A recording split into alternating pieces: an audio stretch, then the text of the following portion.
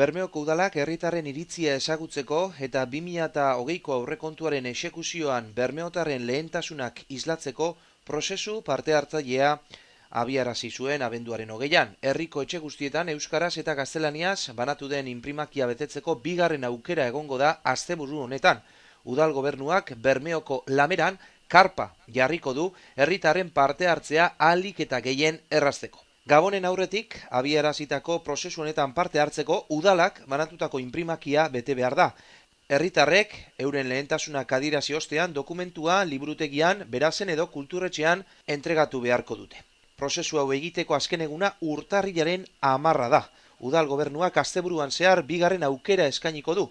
Larunbat eta igande honetan Bermeoko Lameran ipiniko den karpan, 12etatik 3 inprimakia betetzeko laguntzaileak egongo dira gainera bertan.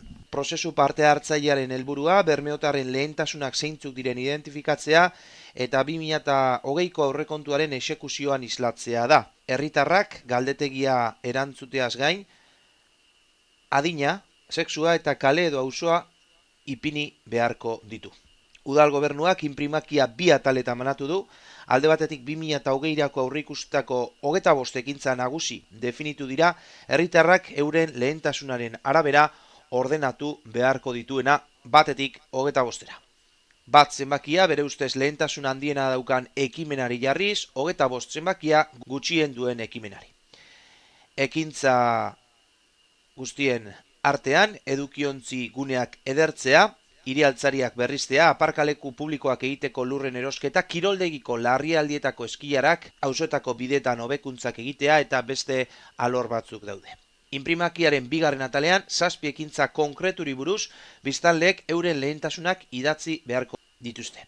Ekintza proposatu ostean, edukiontzi guneak edertu, espaloia konpontu eta asfaltatze lanak egin, garbikuntza bereziak herriko gunetan burutu, herritarrak galdera bati erantzun beharko diote. Edukiontzi guneak edertu ekintza adibidetzat hartzen bada, herritarrari honako galdera egingo zaio kasu honetan. Zein gune uste dozu egokitu behar dela lehentasunez?